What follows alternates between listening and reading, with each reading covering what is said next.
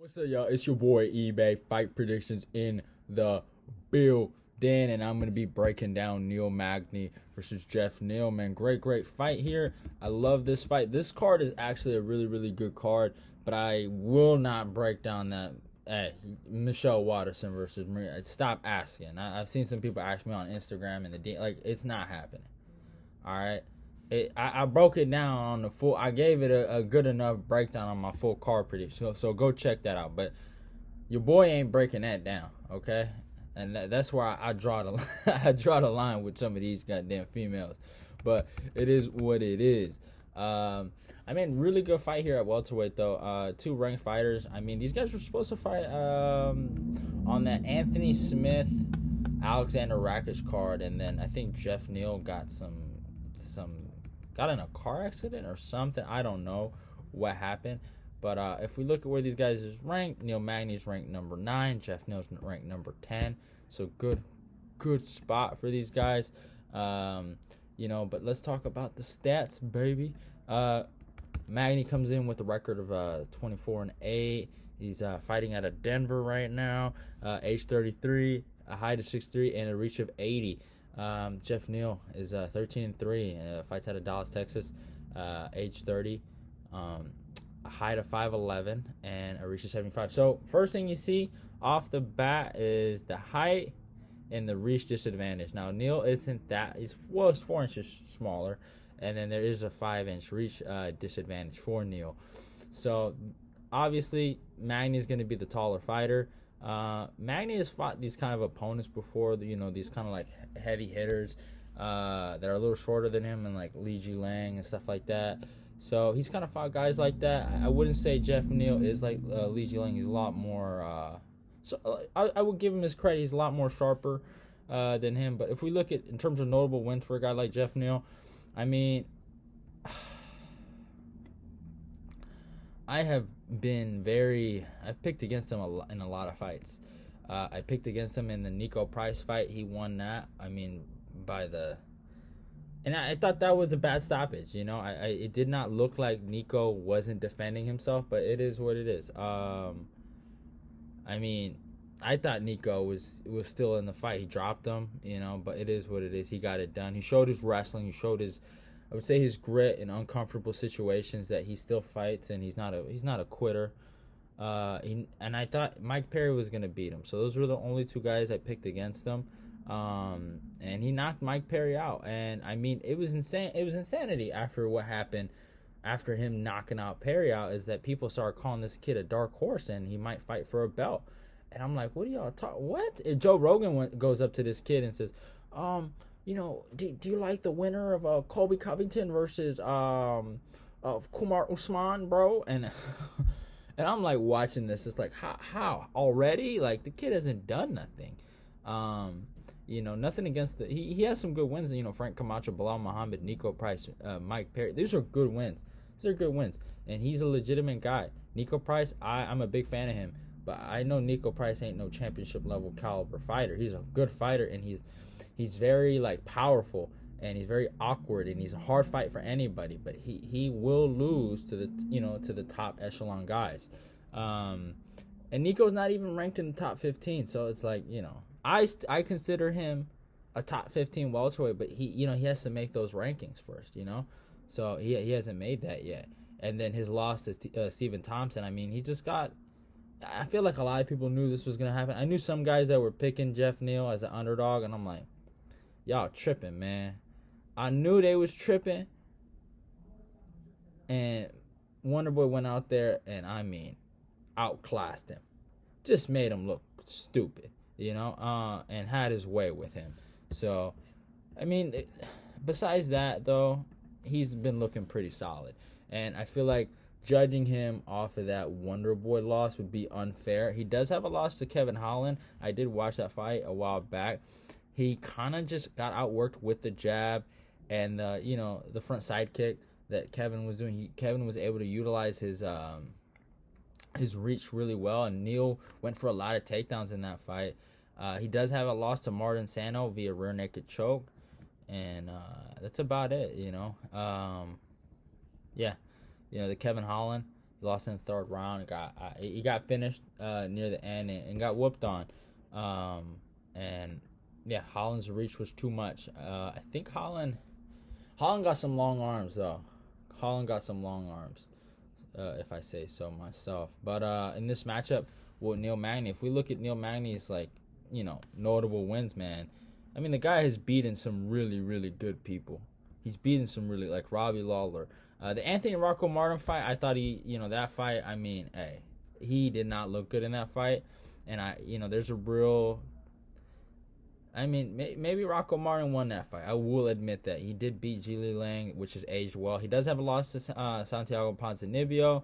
He beat Carlos Condit, Johnny Hendricks, Hector Lombard, and Kelvin Gastelum, which are really, really good wins. In terms of losses, he has his loss to Damian Maia, Lorenz Larkin, Rafael Dos Anjos. I did mention Santiago Ponzinibbio. And his last loss to Michael Chiesa. I told y'all Chiesa was going to do that to him. And a lot of y'all was talking about this Haitian sensation and this nonsense. And y'all was giving me crap saying, nah, bro.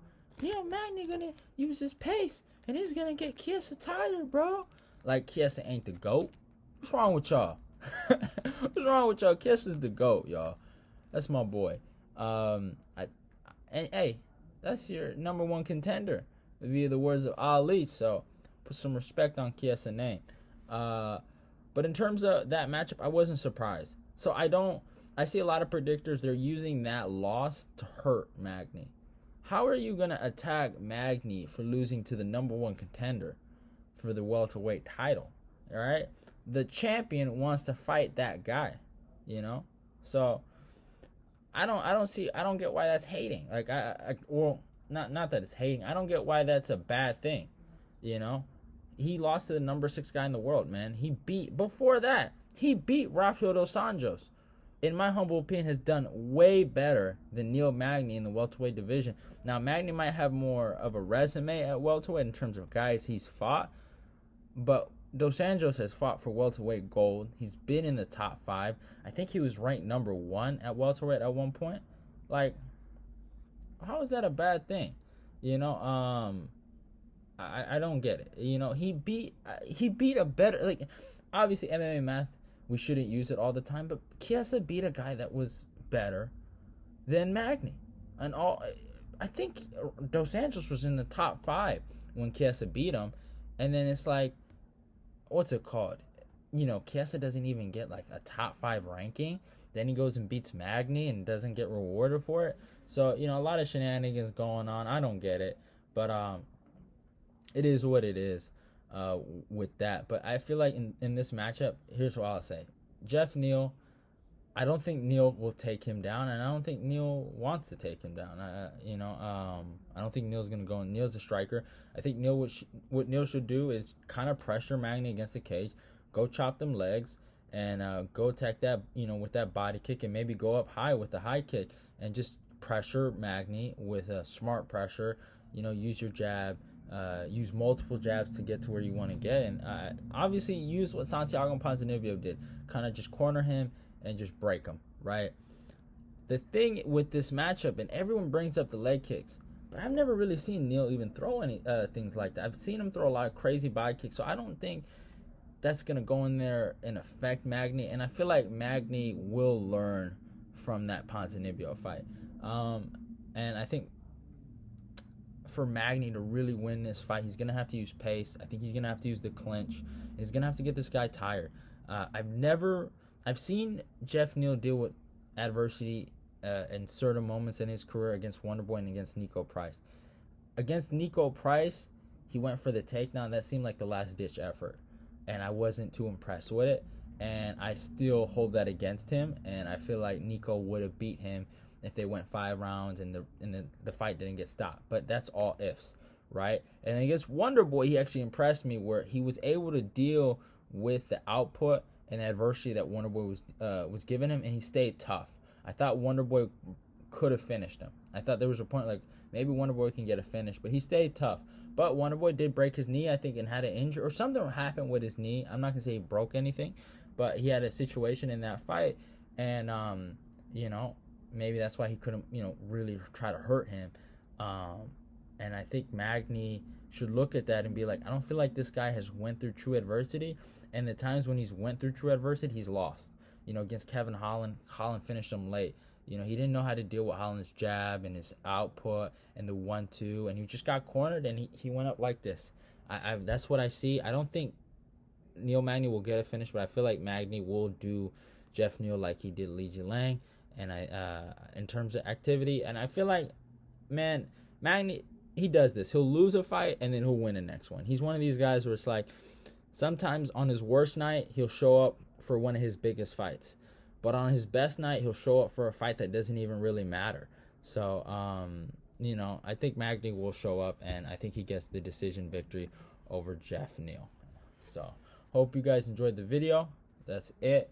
I am going with Magny via decision. I think Magny's clinch game, his output, will best Geoff Neal, and I think he will give Geoff Neal a real test, and we're going to see where Geoff Neal is at, if he's this true dark horse that everyone slated him to be, or he's just another run-of-the-mill welterweight that I think he is. So it is what it is. Hope you guys enjoyed the video. If you're new, subscribe. Go click that notification button. Also, comment, like, share this video. Let's get this eBay Fight Prediction Nation growing. I do have an Instagram. I do have a Twitter. All those links will be down below in the description box. Please follow. I do follow back most of the time. So, yeah, it is what it is. Hope you guys enjoyed the video. Love y'all, and goodbye.